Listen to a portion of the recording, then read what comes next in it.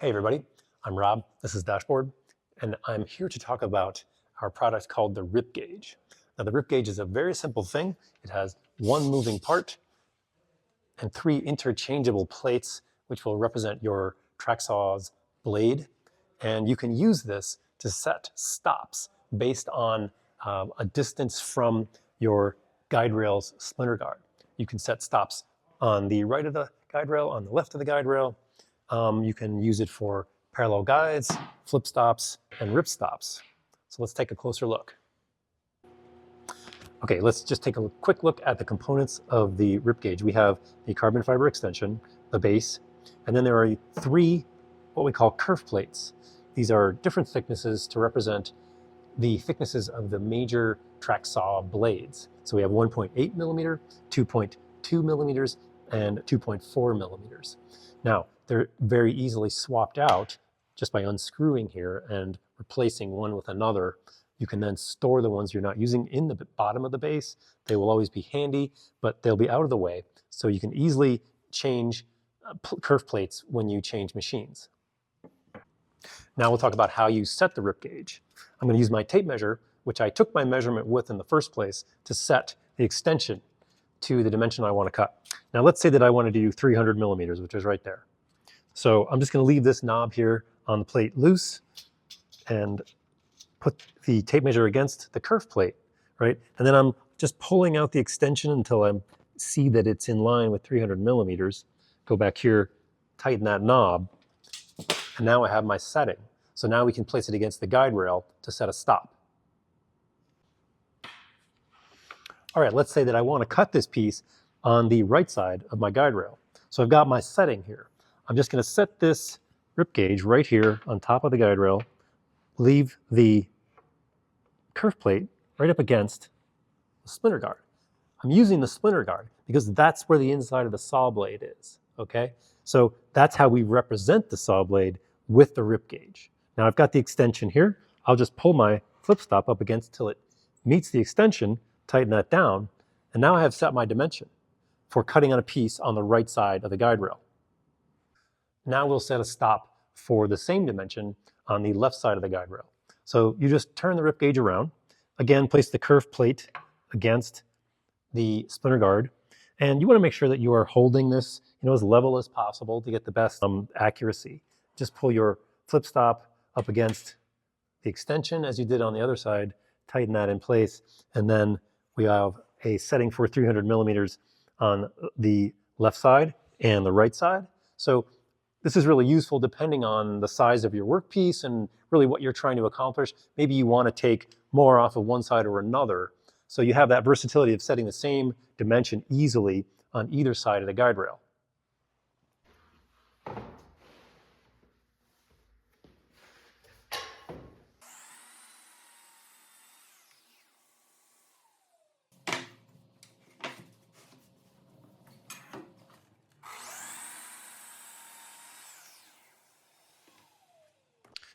So now we'll take another look at what you can do with the rip gauge. Let's say that I just want to duplicate a piece because I'm supposed to make 13 and I only made 12, let's say. So of course, if I'm going to cut on the left side of the rail, I would just put my piece that I'm going to duplicate on the table, drop the rail, line it up with the splinter guard, and then move my flip stop into place. So that's an easy way to do that without the rip gauge. But if you want to do that on the right side of the rail, what can you do? Well, of course, you can use the rip gauge to just mimic the piece that you already have, and then use that, as we have before, to set the flip stop. But another way is you can just take the extension off of here. And this will vary depending on the size of the piece you have and what your particular needs are. So just take the extension off, and we'll use only the plate and the piece you want to duplicate to set the stop.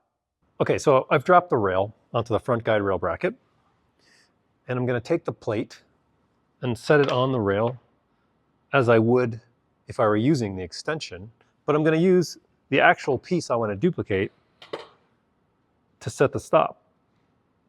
So I can just put that there, run it up against the kerf plate, and then just bring the flip stop up against the end of the piece. So that's a very simple way to duplicate what I already have. Now let's say I'm cutting a wider piece and I want the security of more than one stop for it because it comes way out to here.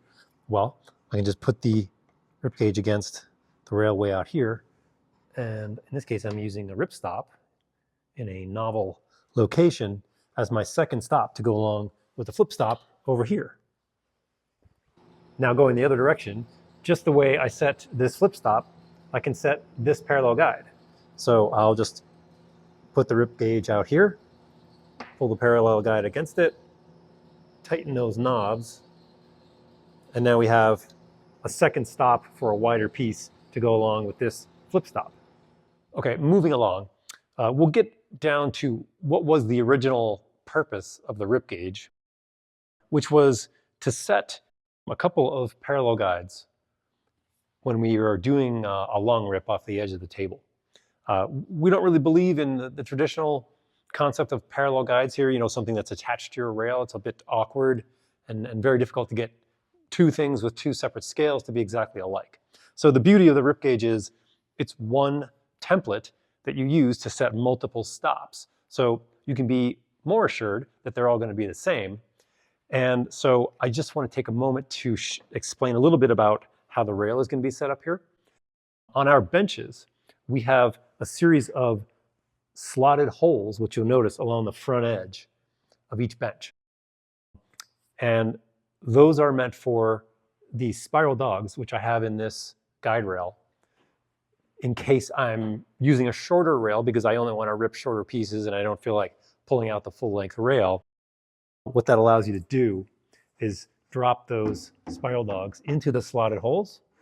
And the slotted holes are there because that makes it a lot easier than if they were round. Now let's say that I want to rip this piece of walnut plywood to 400 millimeters. So I've set my rip gauge to 400 millimeters. And it won't surprise you to see me place it up against the splinter guard on the rail, hold it down, pull the parallel guide against it, just as we did earlier for crosscuts. So there's one set using this standard, and I'll do the same thing here. Pull the parallel guide against it, tighten the knobs, and there we go. Now we have two stops set using one standard. So let's see what that looks like when we put the piece in here. All right, so we'll just put this piece up here and against those parallel guides, grab the rail, and those spiral dogs will go into that slotted hole, and it drops down and we're ready to go. The offcut's going to be supported by, in this case, the front guide rail bracket and the track star we have here. So it's very easy to make repeat cuts this way, get them all the same. Now, if you're really thinking, you'll take a piece of material that is the same thickness as what you're cutting and slip this under the rail on both ends, just so the rail doesn't really drop, and it'll make it easier when you're swapping pieces. You can pull one out, put the next one in. The rail will sag a little bit in the middle, of course, but you can just tilt the next one in and then get it under the rail, and then you can easily slide it back against the stops. So here we are ready to cut this piece, 400 millimeters. I can cut that one at 400 millimeters. I can make 10 of them. I can make 100 of them. They'll all be the same. So one last way of using the rip gauge. Let's say that I want to rip this piece right here to a dimension that is narrower than the width of the rail. How are we going to do that? So let's just set the rip gauge to whatever random number that looks less than the width of the rail. Okay, so all you're going to do is turn it upside down. Lift the rail, slip it under the rail. It happens to be, the extension happens to be the same thickness as the parallel guides. So they'll just slip right under there. Okay, you run those into the rip gauge, tighten the knobs, and there's one that's already set. Now, again, same thing here. Slip this underneath. There's another one. Tighten the knob, pull that out, and now I'm all set. I can put this piece in here.